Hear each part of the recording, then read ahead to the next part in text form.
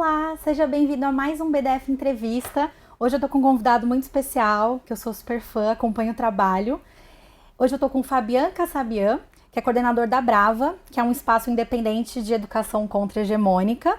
E eu recomendo muito que vocês olhem no Instagram tudo que eles fazem. Tem vários cursos, tem postagem todo dia com coisas muito interessantes e confesso que com discussões muito importantes que eu não vejo em muitos lugares. O Instagram é brav.a_. Falei certo, né? Falou certo. E é isso. Bem-vindo, Fabio. Eu tô super feliz que você tá aqui. Obrigada por ter topado, inclusive, vir presencial. Acho que a conversa fica muito melhor. E é isso.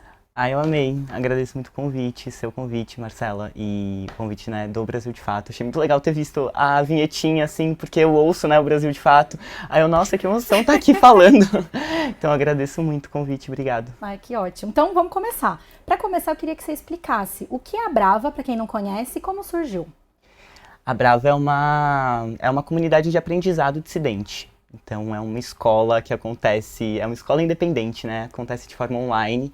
E a gente promove cursos, oficinas, rodas de conversa, laboratórios, aulões, e estamos sempre discutindo esses marcadores sociais da diferença, gênero, raça, classe, sexualidade, corpo-normatividade. Muitas das pessoas que dão aula na Brava estão no espaço acadêmico, e aí chegam para esse outro espaço, que é esse espaço de curso livre, né, onde a gente entende que o conhecimento tem que ser produzido coletivamente. É uma das coisas mais importantes assim, para o projeto da Brava, fazer essas atividades sempre ao vivo, porque a gente permite que a gente não faça uma transmissão de conhecimento, né? Mas esse conhecimento circula, esse conhecimento as pessoas podem divergir, podem falar assim, não concordo com isso, ou concordo com isso, ou vivo isso dessa outra forma. Porque a gente parte desse lugar que não tem uma verdade, né, absoluta. Muito das discussões que acontecem na Brava também são sobre esse sistema colonial que impõe, né, um mundo único e aniquila tantos outros. Então, o que a gente faz é olhar para essas categorias enquanto as construções delas, né, e como que elas estão atuando nas nossas vidas, mas também desnaturalizando elas, né, falando assim, opa, peraí, isso daqui também tem construção aqui, né, as coisas não são neutras. Então, acho que vai partindo um pouco desse lugar de como que a gente consegue fazer um espaço de educação que tá, né, trabalhando com cursos e tudo mais, e as pessoas gostam de estar lá. Eu acho que isso é uma das coisas mais interessantes que eu ouço a galera falando, assim, fico muito feliz, assim, tipo, eu sou viciado nos cursos da Brava. E eu falo, nossa, que massa, tipo, quem que, sabe, tipo, um vício em estudo mesmo, Sim. Assim, porque é esse estudo que transforma a gente, é esse estudo que muda os nossos modos de estar no mundo. Então, que dá sentido também, né, muitas das opressões que a gente vive, às vezes, quando a gente elabora coletivamente, isso vira outra coisa, né, a gente também se organiza para fazer outro tipo de enfrentamento a esse mundo, né, esse hétero branco colonial. Então, a Brava faz um pouco isso, assim, e faz isso de forma independente. Então, é um espaço também que é autofinanciado pela própria comunidade, tem bolsas para todo mundo que pede, essa é uma das coisas mais interessantes do projeto, assim, que quem pode contribuir financeiramente, quem não pode, pede bolsa. E que existe porque essa comunidade é ativa mesmo, né? As pessoas participam dos cursos, estão lá ao vivo, e isso dá sustentação, assim, pra Brava continuar existindo. Então, por cima, assim, isso é um pouco, né? Eu faço, tipo, uns 15 minutos quase de apresentação em todo o curso, então tentei dar uma resumida. Não, mas foi ótimo. E eu já fiz curso, te falei antes, né, da gente começar aqui, e eu gostei muito justamente por isso. Porque não é essa que a gente tá acostumado, professor-aluno, e você fica em silêncio, e beleza, acabou. Tem troca, né? Tem espaço tanto para diálogo, assim, para questionamento, quanto para vivências e tal. Então, eu acho que é algo muito rico mesmo, né? E acho que se aprende muito melhor assim, né? Com uma troca. Eu acho que é até mais interessante, não fica aquela coisa, escutar 2 horas alguém falar e aí ter 5 minutos para pergunta. Não, é realmente algo bem para todo mundo ali contribuir, né? Acho que é isso. É um coletivo aprendendo junto, ensinando junto, né? Então, eu acho isso incrível. E assim, para começar pelo básico, eu quero falar com você sobre temas mais profundos, mas para quem não conhece muito, tá meio, nossa, parou aqui, quero saber mais sobre gênero e sexualidade, mas não sei muito. Como que você definiria gênero e sexualidade? E assim, num lugar muito tranquilo, mas são coisas indissociáveis? Como que você acha que a gente trata isso? Como que você enxerga essas coisas? Que pergunta, né? Isso podia ser uma aula toda sobre isso, né? Mas, bom, acho que é bom dizer, assim, né, que eu sou uma pessoa trans. Eu sou uma pessoa trans, uma pessoa não binária, Talvez isso já dê um pouco do tom, assim, do que eu vou dizer em relação a isso, porque eu também sei que esse corpo também carrega muito da lesbiandade e da sapatonice, carrega a mulheridade também, porque pessoas transmasculinas, eu não sei, né, podem ter pessoas que não sabem o que isso significa, porque pessoas transmasculinas, a gente não ouve falar muito, né, de pessoas transmasculinas, não estão nem no imaginário social, assim, quando a gente está pensando sobre transgeneridade, mas pessoas transmasculinas são pessoas que, quando nasceram, atribuíram ali, né, a mulher, falou assim, é menina, tudo mais, e aí você vai vivendo e tudo mais, e em algum momento você fala assim, opa, não me identifico com essa categoria, e aí você pode ser um homem trans, dentro, né, dessa categoria transmasculinidade, você pode ser um homem trans, uma pessoa não binária, pode ser, tipo, tem várias identidades que compõem a transmasculinidade, mas a transmasculinidade é esse, vou dizer assim, quanto um guarda-chuva, pra tentar, né, deixar em termos um pouco mais simples nesse sentido, assim. Então, eu sou uma pessoa trans e sou uma pessoa não binária. E isso diz muito, assim, do modo como eu entendo o gênero também. Porque se eu, né, sair ali da categoria mulher, da identidade mulher, se eu entendi que isso aqui não fazia sentido pra mim, assim, pro meu corpo, também foi passando por um lugar de, em algum momento, eu me entendi lésbica. E isso foi muito importante pra mim. Quando eu tinha 15, 16 anos, eu me entendi lésbica, e aí é muito interessante, assim, que eu uso bem essa analogia. Quando eu contei pra minha mãe, a minha mãe ficou chateada, né? Assim, teve um momento ali de tensão e tudo mais, né? Não, assim como muitas pessoas LGBTs, né? Não é muito fácil esse momento assim em casa. Mas a minha mãe falou pra mim assim, você não vai virar um homem, né? Foi tipo uma das primeiras coisas que ela falou. E aí eu acho que dizer de gênero e sexualidade enquanto coisas completamente separadas, eu não consigo mais fazer isso. Tá. Então, sim, né? Se você falar assim, é didático, beleza. Então, sexualidade é você ser gay, bissexual, pansexual, lésbica. Isso poderia ser dito, né? Enquanto sexualidade e gênero é como você se identifica. Sim. Então, poderia ser, tipo, sou um homem trans, uma mulher trans, sou uma pessoa, né? Tipo, me identifico como homem ou como mulher, sei lá, né? Ou como uma pessoa não binária. Mas, pra mim, essas coisas estão bem imbricadas. Porque a sexualidade, ela, no imaginário coletivo mesmo, ela também está ligada ao gênero. Uhum. As expressões que a gente tem dessa sexualidade, elas também dizem muito do gênero. Não por acaso, a minha mãe, que não tem acesso a essa discussão que eu tenho, né? Quando eu falei sobre ser lésbica aos meus 16 anos, falou, você não vai virar um homem, né? Ela fez essa ligação, ela fez essa ligação. Porque pra ela, é isso. Se você tem a heterossexualidade enquanto uma imposição, né? E aí isso determina os papéis de mulheres e homens enquanto seres complementares. Uhum. E aí você tem uma pessoa que tá lá se relacionando, né, se atraindo por uma pessoa do mesmo gênero, ou algo nesse sentido. Então, pera, você não quer ser um homem? Então, tipo, como se o desejo tivesse atrelado ao gênero, né? Como se o desejo, se a ordem heterossexual dissesse isso. Então, sim, existem distinções, inclusive você pode ter, por exemplo, ser uma pessoa transmasculina e ser gay.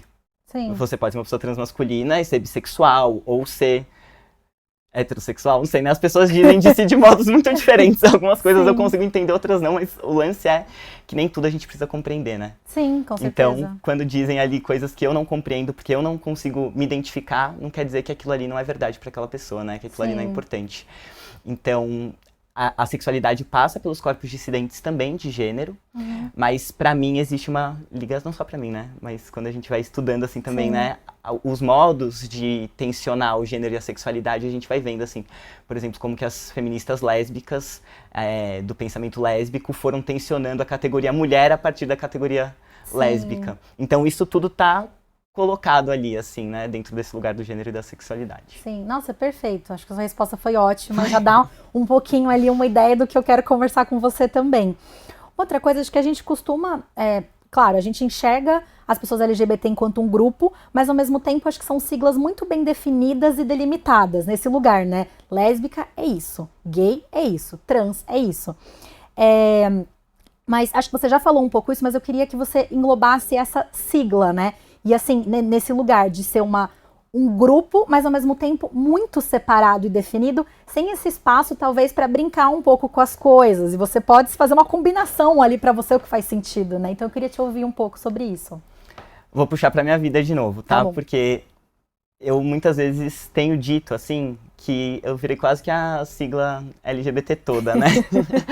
Porque lésbica é uma coisa que... Eu uso mais a palavra sapatão pra dizer de mim mesmo, porque eu acho que tem algo que fica atrelado com essa dissidência de gênero que cabe ali, assim, mas lésbica, né? Enquanto essa identidade que eu me reconheço desde os meus 16 anos, né? Isso é uma coisa que foi muito importante pra mim, que é muito importante pra mim, que diz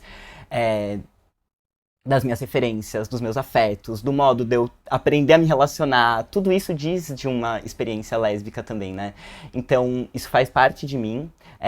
Gay é como estão me lendo na rua, porque é isso, né? A transmasculinidade não é uma possibilidade no imaginário social. Então, se você... É isso, tem o meu jeitinho.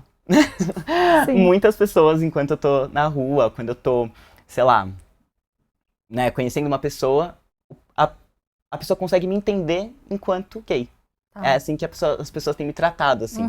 Então, isso também faz parte, de algum modo, por mais que não seja uma sexualidade que faz sentido pra mim, mas isso faz parte do modo como as pessoas têm se relacionado comigo. Bissexual é realmente, né, o que eu sou, nesse sentido da sexualidade, assim, se for pra dizer de sexualidade, né, ser uma pessoa bissexual, e trans também.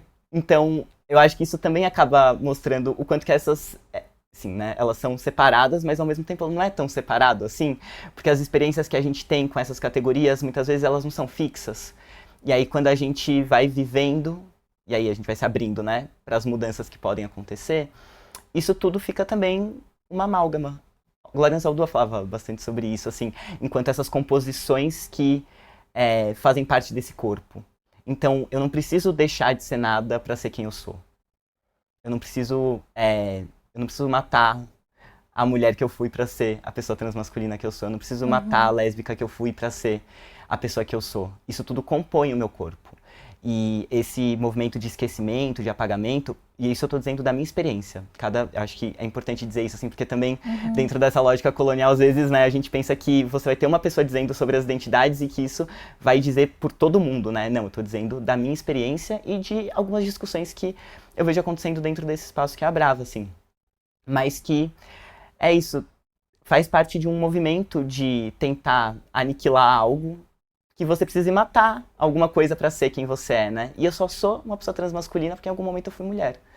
Então isso é importante pra mim. Isso faz parte também da minha construção, né? Quando eu digo assim, não me confunda com um homem cis, eu não sou um homem cis. Tipo, a minha experiência não é a experiência de um homem cisgênero. É também dizendo, existe algo aqui dessa minha experiência que é outra coisa, né? E isso compõe o meu corpo. Então eu acho que essas... Falei, não, mas pra dizer que eu acho que isso tudo também tá junto de algum modo, né? Sim. Não, mas foi ótimo, acho importante você falar isso, porque, claro, cada experiência é individual e cada pessoa tem que entender o melhor caminho, mas eu acho bonito justamente porque acho que conciliar também esse passado, porque você não vai conseguir apagar, né? Então não tem porquê também você, como se você começasse uma nova vida a partir do momento em que você transicionou, isso não existe, né? Toda a sua construção anterior fez você chegar até aqui também, então acho que é bonito e justo isso de olhar pra trás e falar, nossa, isso me constrói e tá aqui, não tem como só ceifar, né? Eu vou cortar isso aqui e aí um belo dia se acordou uma nova pessoa, não existe muito isso, né?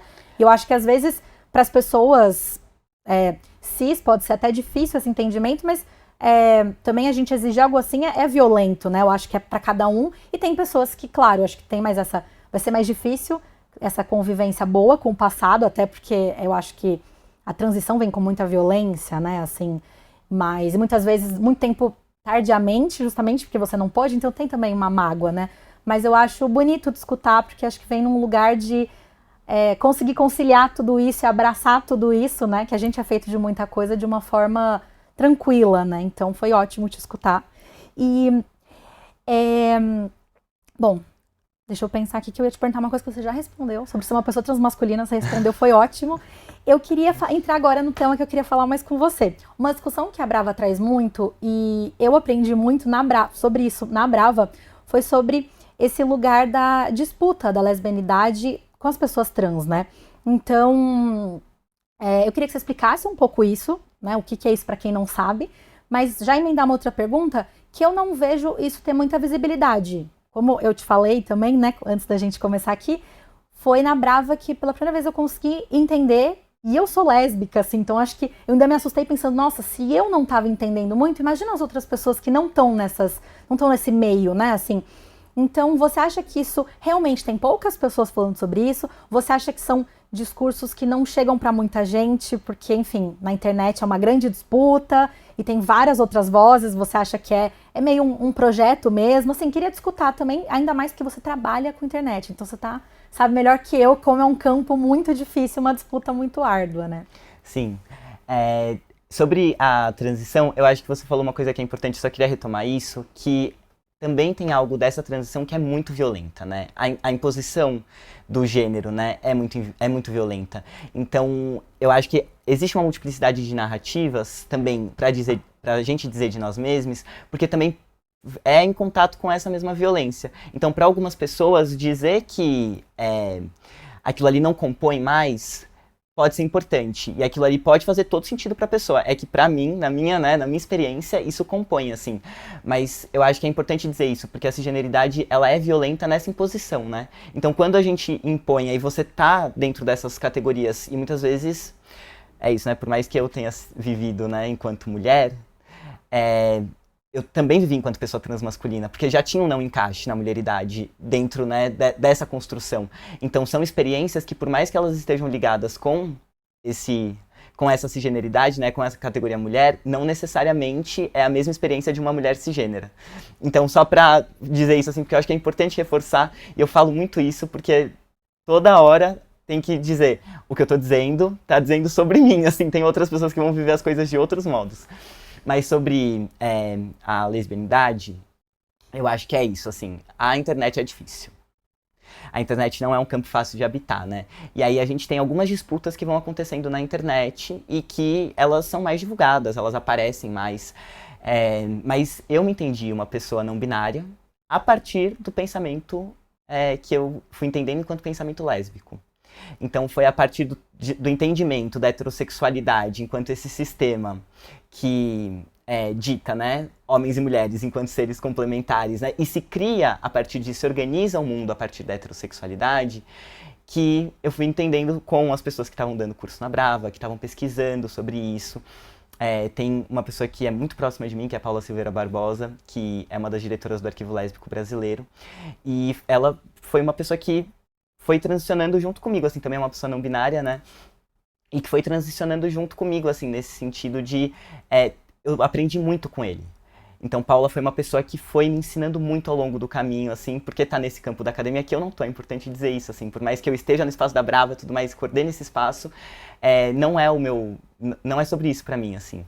Então, eu fui entendendo sobre o pensamento lésbico como que os tensionamentos aconteciam na categoria, na identidade mulher mesmo, né? Como que se ia dizendo do encaixe ou não de pessoas lésbicas dentro dessa identidade. E aí, óbvio, né, que em alguns momentos é muito importante você reforçar isso e para algumas pessoas esse reforço é muito importante. Então não é dizer assim, olha, pra mim isso daqui faz sentido, que pra você não. Tipo, quer se entender enquanto mulher, tá ótimo, vai lá, vive, né, vive isso, tá tudo ótimo.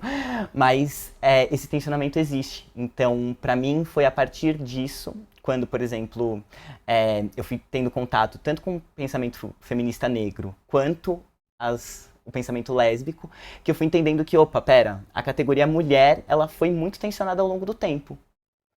Por pessoas que não estavam encaixadas nesse sujeito universal, assim, né? Que seria essa mulher, né, branca, cis hétero, de classe alta. Então, quem não tava ali, tava também tensionando essa categoria para falar assim, pera, vocês estão dizendo que mulher é isso, mas eu não faço exatamente essas coisas. Eu não sou tratada exatamente desse jeito. Então, acho que é um pouco isso, assim. Muito do que eu vejo circulando na internet é sobre a possibilidade de mulheres trans, travestis, né, pessoas trans femininas, poderem ou não se dizerem lésbicas sapatão, se identificarem, né, dentro da lesbianidade. Eu acho que isso circula mais na internet. Mas o que mais atravessa na Brava, por exemplo, é uma discussão de pensar corpos que não se entendem, pessoas que não se entendem enquanto mulher, então pessoas não binárias ou pessoas transmasculinas, e que continuam se entendendo lésbicas ou sapatão, né? E isso é uma das coisas que compõe ali, enquanto essa identidade que Gil Motter, que também é uma pessoa que fala muito sobre isso, né, tem produções sobre isso, fala desse corpo ainda sapatão. Então, desse corpo que tem essa memória sapatão mesmo, né? Que é um corpo que vai lá e reivindica ainda, né? Esse ser sapatão, por mais que seja uma pessoa não binária. Então, é um pouco disso de não querer, pelo menos pra mim, assim, apagar isso que é tão importante na minha construção. Então, quando eu falo da minha identidade nesse lugar do gênero, eu sempre falo, sou uma pessoa transmasculina, não binária, sapatão, sexual. Tem muitas coisas, né, que você vai acrescentando ali. Então, eu acho que é um pouco entender como que as próprias lesbianidades, nesse sentido, assim, de butches, de caminhoneiras, né? A gente já teve vários nomes pra dizer disso, né? Quem lembra, assim, de ser entendida? Tipo, o que isso significava, né? Tipo, eram outros códigos, assim. Então, tudo que a gente tem dentro desse lugar, assim, dessa dissidência de gênero, né? Ó, o ato falho, né? A dissidência sexo-gênero, né? Sexual e de gênero. Porque é isso, você também, muitas vezes, não correspondia à estética que se esperava, né, de uma mulher. Então, se você é uma caminhoneira, por exemplo, né, se você era uma pessoa butch, também era um deslocamento estético disso que se espera, né, desse tipo de mulher. Então, acho que tudo isso tá fazendo parte ali dessa... Eu não sei se eu te respondi. Respondeu. Você acha que eu respondi? Não, foi ótimo. Respondeu, eu já aprendi coisas novas te escutando. E, bom, eu queria pegar esse gancho do que você falou, inclusive, que acho que esse lugar também de pessoas que ainda se identificam, não ainda, mas se identificam, né, reivindicam mesmo esse espaço da lesbianidade, mesmo não estando na categoria mulher, o que é, né, ok, é sobre isso, a gente precisa discutir essas coisas. Eu fiquei pensando, isso também é muito pela construção, você falou muito da sua experiência pessoal, você viveu como uma lésbica por um tempo, você ajudou a construir esse movimento, você se criou muito nesse espaço, né? Bebeu muito disso com outras pessoas ali também. Então, eu penso que também faz muito sentido por ser um espaço seu, porque é uma construção coletiva de todo mundo que já passou, de quem permanece, de quem saiu, de quem ainda vem. Então, acho que num sentido mesmo, a gente fala de autodeterminação no geral das pessoas, eu fiquei pensando se é nesse lugar também de reivindicar até... para não engessar esse conceito de olha o tanto de gente que construiu isso. Você pensa também por aí, assim, de um lugar de... eu ajudei a construir isso aqui, eu participei desse lugar para um dia eu só não poder mais, eu ter que achar um outro lugar, e aí sendo uma pessoa transmasculina fica, tá, mas então onde é o meu lugar, né? Acho que fica ainda mais difícil encontrar esse espaço onde seja aceitável, né? Porque aí acho que as mulheres muitas vezes se fecham de não, então tá bom, então talvez não seja mais o lugar. Tá, mas... E aí onde é que né? Assim, eu não sou um homem cis, então também não é o lugar, mas fica nesse limbo, né? Então eu queria discutir um pouco sobre isso. Eu acho que faz parte, assim, da experiência trans a gente ir procurando os espaços que vão nos acolher de algum modo, né? Sim, isso é uma das coisas que eu falo também, e acho que é super importante de dizer que pessoas, né, transmasculinas, pessoas não binárias, constroem não só os espaços lésbicos, por exemplo, né, quando estão fazendo parte deles, quando fizeram parte deles, isso não é uma narrativa única, assim, né, tem pessoas que não eram lésbicas e que são pessoas transmasculinas ou são pessoas não binárias que não se identificam, né, na categoria mulher. Então não é uma coisa assim, então toda pessoa transmasculina veio da lesbianidade, também não. Então é importante isso, assim. Mas que muitas pessoas estiveram nesses espaços e construíram esses espaços e continuam construindo. Eu acho que isso é uma coisa também muito importante, assim, porque a gente fala muito desses espaços que expulsam a gente. E essa é grande parte da vivência mesmo, de você parar de fazer sentido num espaço. Porque você começa a fazer não ser possível nem na linguagem. Uhum. Então, nem na linguagem te cabe mais tá ali. Sim. Na estética também não te cabe mais tá ali. Então, isso tudo também acontece ao mesmo tempo que você tem outros espaços lésbicos, sapatão, que tem se revisto. E que tem falado assim, não, pera, é isso mesmo. Tipo, aqui vai ser um espaço onde as transidentidades são importantes na composição deles, assim, isso aqui faz parte. desse trabalho, desse projeto, né? Então, a gente às vezes está focando muito, assim, né, nesses espaços que excluem, mas eu acho que é importante olhar também para os espaços que acolhem, porque alguns espaços têm feito isso, e precisa, né, fazer, obviamente precisa fazer, e precisa ter um enfrentamento muito grande para fazer, porque muitas vezes você está fazendo esse enfrentamento, inclusive junto com as próprias pessoas que estão compondo esses grupos, e aí vai dar racha, vai dar problema, vai dar treta, e bancar essa treta, de falar assim, não, a gente vai bancar as pessoas trans aqui dentro desse espaço, isso é importante. Mas muitas pessoas, inclusive, construíram os espaços feministas, né? E isso é uma das coisas que são mais, que sempre estão na minha cabeça, assim, e que muitas pessoas transmasculinas e não binárias são retiradas, né, dos espaços feministas, como se não pudessem mais fazer parte deles, quando não se identificam mais enquanto mulheres.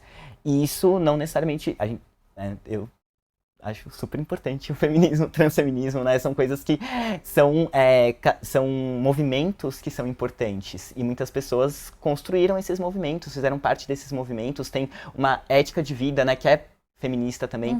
E isso diz, né, tipo, óbvio, que eu falei feminismo, gente, mas tem muitos feminismos, né? Sim. A gente talvez fale sobre isso também. Sim. Mas e isso também diz dos espaços que a gente pode ou não ocupar a partir dessa saída da mulheridade e, para algumas pessoas, essa outra masculinidade. Essa masculinidade que é diferente, essa masculinidade que é construída de outro modo, mas que esteticamente as pessoas olham e falam homem.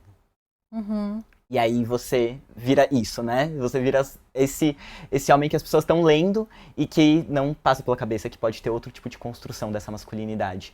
Sim. Então, muitas pessoas estiveram nos espaços lésbicos, muitas pessoas estiveram nos espaços feministas, e acho que tem sido um tensionamento que as transmasculinidades, que as não binariedades têm pautado bastante, assim, de falar, gente, vocês estão me tirando de um espaço que não era pra estar me tirando. Esse espaço também é importante pra mim. E aí não tem como a gente mexer na cena do gênero, que eu acho que é isso, né, que a gente busca, acabar com o sexismo, acabar com o machismo, acabar com a violência de gênero, sem olhar para as transmasculinidades. Sem olhar para o sistema de gênero inteiro, né? Sem olhar para como que o modo do sistema de gênero é composto. E que isso vai envolver uma multiplicidade de pessoas ali, né? Sim, com certeza. E foi muito bom você ter falado até de feminismo, que uma das coisas que eu queria falar com você era sobre isso. Até me lembrou o Paul Preciado, que é um filósofo, que eu vi uma vez uma frase dele que eu achei bem interessante, falando algo como que ele foi criado na feminilidade. Então, assim, como que ele não se consideraria também feminista? Então ele falou, tá, transicionei, mas eu sou feminista. Isso faz parte de onde eu fui construído, né? Todo o ideal que eu tenho de mundo. E eu achei aquilo muito bonito e significativo, né? Também como que ele vai só negar tudo isso também, né? E falando um pouco disso, eu queria que você me falasse assim, como que você enxerga a feminilidade e também a masculinidade, que acho que são palavras que a gente usa muito e acho que em lugares muito também de senso comum e para definir pessoas e estereotipar também. Mas como você enxerga isso, assim? Como que você acha que a gente pode também ver de uma outra forma, brincar um pouco também com essas categorias, né? Porque acho que a gente tá falando tudo de não engessar as coisas, né? E ser mais um lugar pra gente não engessar. Eu tenho sempre falado no plural. Porque eu acho que não dá conta, assim, né? Falar, tipo, mulher, homem, masculinidade, feminilidade. Não vai dar conta, porque somos pessoas muito diferentes, né? E isso que eu tava dizendo da Brava, assim, né? Desses marcadores que vão dizendo das nossas vidas. Então, a gente não pode tirar as mulheridades ou as masculinidades, né? As feminilidades, masculinidades, do sistema social que tá produzindo diferenças. Então, a masculinidade ou o modo da masculinidade ser vista, interpelada, né? É uma masculinidade negra. É a mesma coisa que uma masculinidade branca? Uma masculinidade com deficiência e sem deficiência, uma masculinidade que não é heterossexual. Então, tem muitos modos de viver essa masculinidade. Uma pessoa que tem filhos e uma pessoa que não tem. Tipo, isso tudo vai compor a identidade das pessoas, né? Vai compor o modo das pessoas de estar no mundo. E isso não é dizer que não existe violência na masculinidade. Tipo, não é sobre isso. É falar assim, existe. E ao mesmo tempo que existe violência, existe outra coisa. Existe algum outro... Porque... enquanto uma pessoa transmasculina também, né? Eu acho que tem uma aposta de, tipo, como construir outra masculinidade. Quais são as masculinidades que me vão ser referência? As minhas referências são pessoas transmasculinas também, mas não só. Tem outras pessoas que são referências e que compõem essa masculinidade, que compõem isso que eu, né, utilizo enquanto essa não binariedade, que tá dizendo, olha, tem a masculinidade, mas isso daqui também é importante pra mim. Então eu tenho falado muito nesse sentido, assim, também pra pensar as mulheridades. Porque mulher enquanto singular não dá conta da experiência, né? Tipo, será que uma mulher branca representa os interesses de todas as mulheres? Uma mulher heterossexual representa o direito de as necessidades de todas as mulheres, né? Uma mulher cisgênera vai dizer, né, de representar todas as mulheres. Então, é uma lógica bem neoliberal, assim, você achar que você vai ter um sujeito único que vai dizer de toda uma experiência que é muito múltipla, né? Dentro dessas identidades, né? Dentro dessas formações, disso que compõe o corpo nesse campo do gênero. Então, não é sozinho, né? Quando a gente vai estudando, vai pensando assim, não, olha, o sistema, né, sexual vai dizer também de como que a gente vai entender as mulheres. A raça vai dizer também como que a gente vai entender as mulheres. Tudo isso vai se juntar, né, dentro dessa composição. Então, eu acho que eu tenho utilizado muito plural pra dizer disso. E pra não engessar mesmo. Tipo, tudo que eu vou dizendo é sempre assim, não é fixo. Amanhã pode ser outra coisa, até dentro da minha cabeça pode ser outra coisa. Mas eu acho que abrir pras possibilidades, e é essa possibilidade de não tentar dizer, né, sobre o outro, e isso envolve o outro não dizer sobre mim, porque é isso, né? É esse sistema que não aniquila o outro e ao mesmo tempo não quer ser aniquilado. Exige isso, né? Então, eu acho que é não trabalhar nessa fixidez. Sim. Pra mim tem sido, pelo menos. Faz muito sentido. E fiquei pensando em duas coisas enquanto você falava. A primeira, disso de uma outra construção de masculinidade. Eu acho isso, até porque você citou, né? Pessoas que também têm filhos. E acho que isso precisa ser discutido, né? Até porque eu acho que a ideia que a gente tem, e acho que com muito embasamento e muita razão de masculinidade, ela é muito ruim, mas porque a gente sempre olha pra isso.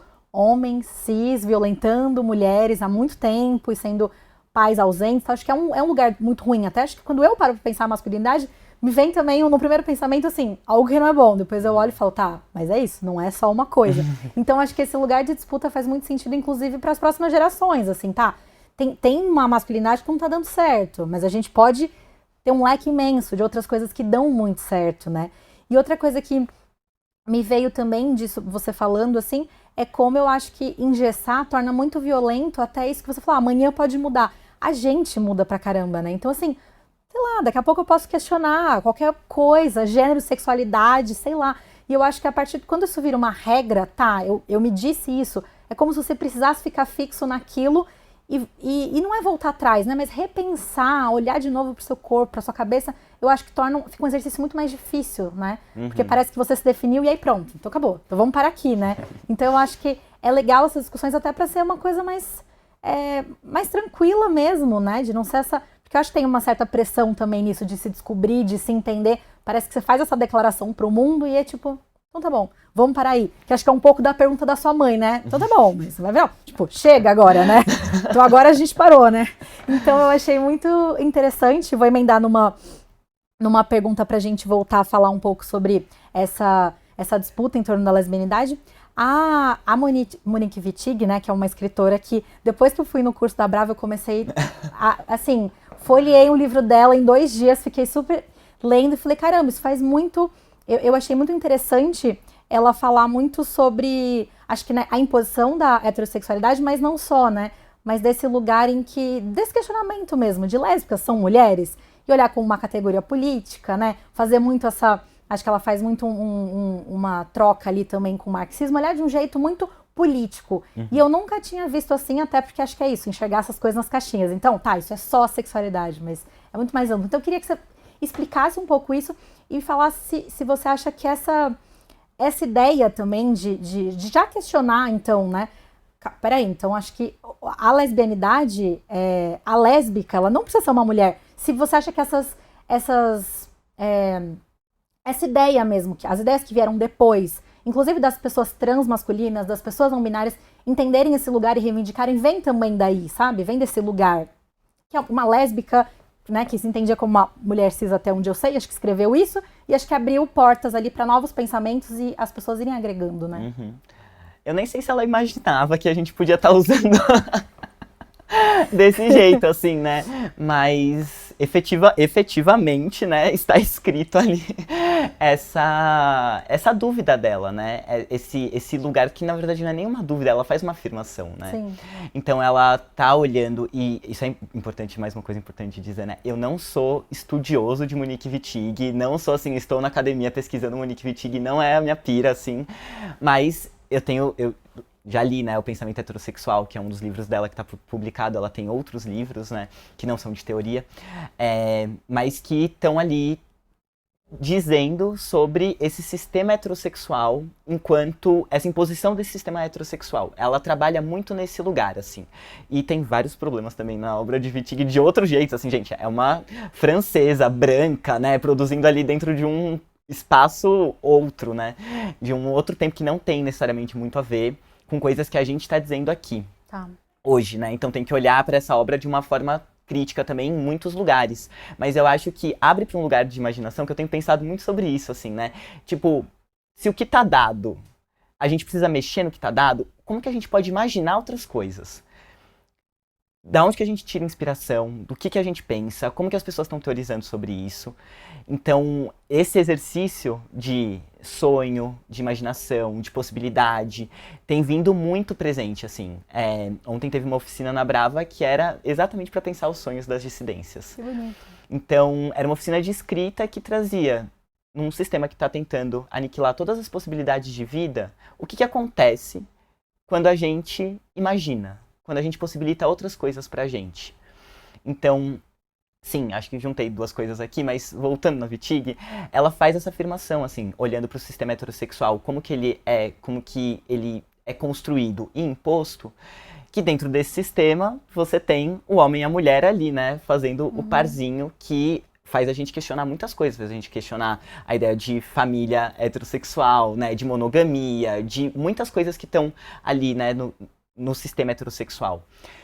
E aí ela fala, a lésbica não tá dentro desse sistema.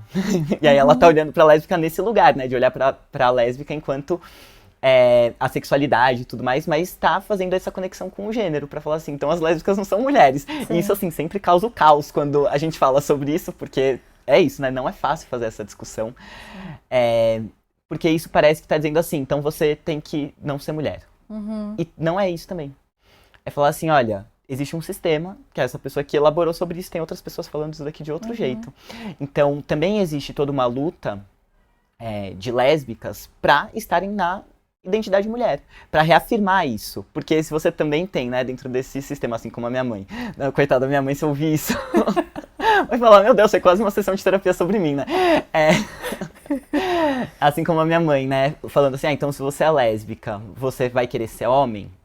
E muitas não se identificam fora da mulheridade, também tem um processo que é muito violento, que você tem que reafirmar o tempo inteiro que é mulher. Porque tá todo mundo... Eu já ouvi isso muito, né? Tipo, você tava lá numa relação. Quem é o homem da relação? Né? Sim. Então quem faz não sei o que, não sei o que. Quem que...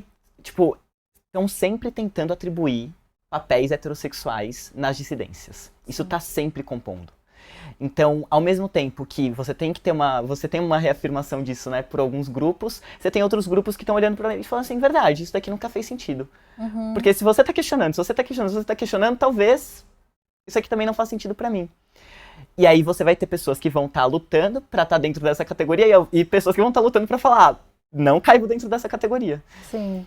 E aí as coisas vão estar juntas, né, acontecendo tudo ao mesmo tempo, causando caos dentro das identidades. Sim.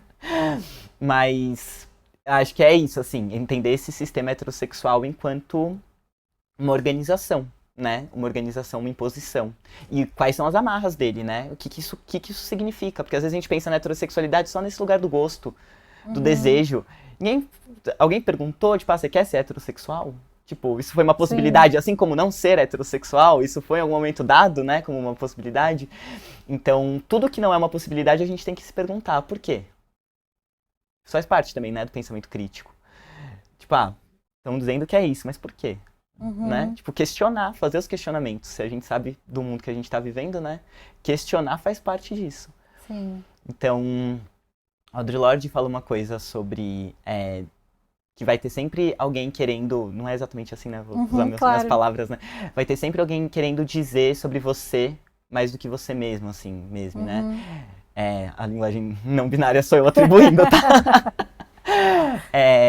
E ela diz pra tomar cuidado com isso, porque essa tentativa, né, de aniquilação, assim, é muito violenta. Então, eu acho que também se identificar, se desidentificar, se perguntar, se questionar, faz parte desse movimento da vida. E faz parte também de um processo, o impedimento disso faz parte de um processo de tentativa de asfixiamento, assim, né? Das nossas possibilidades. Então, sim, saí do armário algumas vezes, de formas diferentes. Talvez saia de outros jeitos, né? Sim. Mas acho que a coletividade ajuda muito nesse sentido. Com certeza. Volto pra Brava, né? Um espaço que tá fazendo isso, assim, e você encontra tantas pessoas discutindo, pensando, questionando, acaba também ajudando, dando condições para que a gente possa fazer isso com um pouco mais de ajuda, né? Num mundo que já é tão difícil, assim. Sim. Acho. Nossa, foi ótimo te escutar, e acho que a Brava é um espaço incrível, assim, eu sempre tô vendo, então parabéns, eu espero que as pessoas agora, depois de escutarem, elas vão atrás, porque eu acho incrível, assim, mesmo, que você continue, que a Brava tenha muitos anos.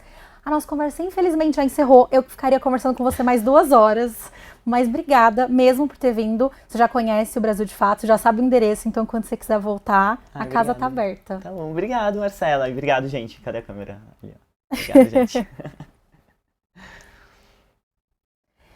Obrigada por ter acompanhado o BDF Entrevista. O programa vai ao ar sempre de segunda a sexta-feira, sempre às 16 horas. Até o próximo.